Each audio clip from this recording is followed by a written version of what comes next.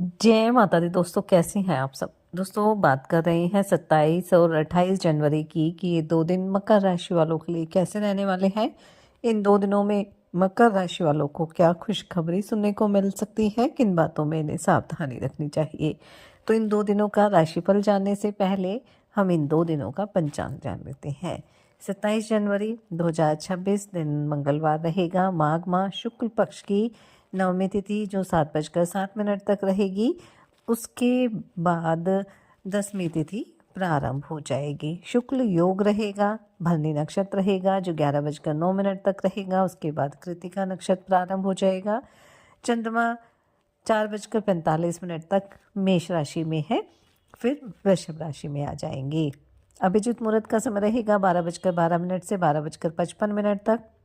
राहुकाल का समय रहेगा दोपहर 3:14 से 4:35 तक। अब बात करते हैं 28 जनवरी के। 28 जनवरी 2026 दिन बुधवार रहेगा। माघ माह शुक्ल पक्ष की 10वीं तिथि जो 4:38 तक रहेगी। उसके बाद एकादशी तिथि प्रारंभ हो जाएगी। ब्रह्म योग रहेगा जो 11:54 तक रहेगा।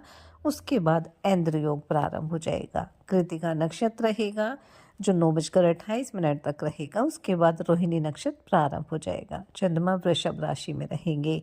राहु काल का समय रहेगा 12:34 से 1:54 तक। दोस्तों मैं आपको एक छोटी सी जानकारी देने जा रही हूँ। आपने ब्रह्म मुहूर्त का नाम तो सुना ही होगा कि ब्रह्म मुहूर्त में उठना कितना लाभकारी माना जाता है। ब्रह्म मुहूर्त जिसे शास्त्रों में देवताओं का समय कहा गया है, और अक्सर हम सुनते ही हैं कि सफल लोग सुबह जल्दी उठते हैं। लेकिन क्या आप जानते हैं कि सुबह 3 बजे से 6 बजे के बीच का जो समय होता है वो इतना शक्तिशाली क्यों माना जाता है। अगर आयुर्वेद की बात करें, जो मनुष्य इस समय का सही उपयोग कर लेता है उसके जीवन से दरिद्रता और बीमारियां हमेशा के लिए दूर हो जाती है। चाहे कोई कितना ही अभागा क्यों न हो, यदि वह नियमों का पालन करते हुए इस समय जागना शुरू कर दे तो उसकी मानसिक और शारीरिक शक्ति कई गुना बढ़ जाती है। तो ब्रह्म मुहूर्त का सीधा और सरल अर्थ है ब्रह्मा यानी परमात्मा का समय। और आधुनिक समय के अनुसार अगर इसे देखें तो इसे सुबह 3:30 से 5:30 बजे के बीच का माना जा सकता है। और इस समय वातावरण में सत्व गुण की प्रधानता होती है जो हमारे मन को शांति और प्रखरता प्रदान करती है। और वैज्ञानिक दृष्टिकोण से भी देखें तो इस समय वायुमंडल में ऑक्सीजन की मात्रा सबसे अधिक होती है, और यह शुद्ध ऑक्सीजन हमारे फेफड़ों को साफ करती है, हमारे ब्लड सर्कुलेशन को बेहतर बनाती है। यही कारण है कि इस समय किया गया कोई भी कार्य, चाहे वह पढ़ाई हो, ध्यान हो, उसका फल हमें 100% मिलता है। तो आप कोशिश करें कि ब्रह्म मुहूर्त में उठें और आप चिंतन करें, ध्यान लगाएं, शांत होकर बैठें, अपने सांसों पर ध्यान केंद्रित करें, भगवान का स्मरण करें। जो भी आप मंत्र जाप करना चाहते हैं वो करें। गायत्री मंत्र का कर सकते हैं। एक सकारात्मक ऊर्जा का संचार होगा। और जो भी करें ध्यान लगाकर और मन से करें। फिर देखिए आप जो भी पाना चाहते हैं वो रिज़ल्ट आपको अवश्य मिलेगा। साथ ही इस दौरान आप थोड़ी सी एक्सरसाइज भी कर लें, क्योंकि ये एक्सरसाइज आपको काफ़ी ऊर्जावान बनाएगी। आपकी जो इम्यूनिटी है वो बूस्ट होगी और बीमारियां भी आपसे दूर रहेगी। तो कोशिश कीजिए कि ब्रह्म मुहूर्त में उठें और भगवान का स्मरण भी करें, थोड़ा सा खुद पर ध्यान भी दें। इससे आपको अच्छे रिजल्ट ही मिलेंगे। तो चलिए बात कर लेते हैं ये 2 दिन मकर राशि वालों के लिए कैसे रहने वाले हैं। ये 2 दिन मकर राशि वालों के लिए बेहद ही महत्वपूर्ण रहने वाले हैं। इन 2 दिनों में आपका कोई महत्वपूर्ण कार्य भी रुका हुआ था और पूरा नहीं हो पा रहा था तो उसके पूरे होने की प्रबल संभावना रहेगी। संतान की तरफ से भी मन प्रसन्न रहेगा। संतान किसी नौकरी के लिए कोई एग्ज़ाम है या वो कहीं बाहर भी जा सकती है और उसमें सफलता भी उसको अवश्य प्राप्त होगी। घर परिवार के सदस्य भी एक दूसरे के साथ मिलकर सहयोग करेंगे और सभी कार्य तय समय पर पूरे भी होंगे। नौकरी पेशा लोगों के लिए भी समय अच्छा रहेगा। हालांकि किसी नई नौकरी से आपको ऑफर मिल सकता है, लेकिन सलाह आपको ये दी जाती है कि पुरानी में ही टिके रहें तो आपके लिए ज़्यादा बेहतर रहेगा। कारोबारियों की अगर बात की जाए तो कारोबारी भी अपनी मेहनत से एक अच्छा मुकाम हासिल करेंगे।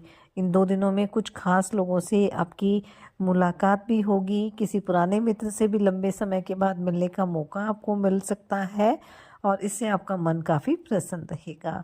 जीवन साथी के लिए भी आप कोई सरप्राइज़ प्लान कर सकते हैं, कोई गिफ्ट लेके आ सकते हैं या कहीं घुमाने भी आप ले जा सकते हैं। यदि आपने किसी को धन उधार दिया था तो उसके भी वापस मिलने की संभावना रहेगी, जिससे आपका आर्थिक पक्ष काफ़ी मजबूत हो जाएगा। आप अपने कार्यों को तीव्र गति से करेंगे और पूरी मेहनत करेंगे और उसका रिज़ल्ट भी काफ़ी अच्छा आपको मिलने वाला है।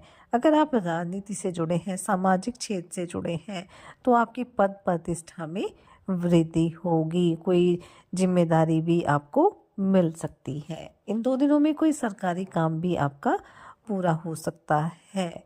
विद्यार्थियों के लिए भी समय अच्छा रहेगा। अगर किसी परीक्षा को दिया था तो उसका परिणाम आ सकता है जो पॉजिटिव रहने वाला है। अगर आपका जीवन साथी कोई नौकरी करता है तो उसको प्रमोशन मिल सकती है, जिससे घर परिवार में खुशी का माहौल रहेगा। भाई बहन भी आपको पूरा सहयोग देने वाले हैं। वहीं स्वास्थ्य भी आपका अच्छा रहेगा, अच्छे खान पान का आप आनंद लेंगे। और अगर आप अविवाहित हैं तो आपके विवाह की बातचीत भी हो सकती है। अगर आपने किसी योजना में इन्वेस्ट किया था तो आने वाले समय में आपको उससे अच्छा खासा रिटर्न मिलने वाला है। अगर आपका कारोबार पार्टनरशिप में है तो वहाँ से भी लाभ के प्रबल योग बनने वाले हैं। आप अपने कारोबार का विस्तार कर सकते हैं या कोई नई योजना को भी शुरू कर सकते हैं। जो जहाँ तक रोज़गार को लेकर परेशान चल रहे थे उन्हें भी कोई खुशखबरी सुनने को मिल सकती है। अगर कोर्ट कचहरी में भी किसी तरह का मुकदमा चल रहा था तो उसमें भी आपको राहत मिलेगी। लेन देन से संबंधित मामलों में भी आप आसानी से निपटा पाएंगे, जिससे आपके काम भी आसानी से पूरे हो जाएंगे। आप अपने घर के रिनोवेशन का काम भी शुरू कर सकते हैं या किसी तरह की खरीदारी भी कर सकते हैं, लेकिन हमेशा हमें अपने बजट का ध्यान रखना चाहिए। कुल मिलाकर देखें तो 2 दिन मकर राशि वालों के लिए अच्छे रहेंगे, इसलिए मेहनत करते रहें, अपने काम पर फोकस बनाए रखें और जो भी अवसर आपको मिले अच्छी तरह से जांच पड़ताल के बाद उस पर काम करें, आपको लाभ की प्राप्ति होगी।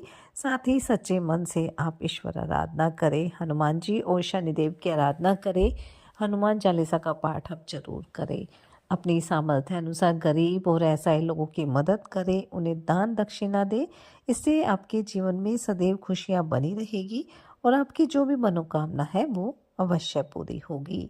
ये 2 दिन आपके लिए मंगलकारी रहे, शुभता भरे रहे। इसी मंगल कामना के साथ जय माता दी।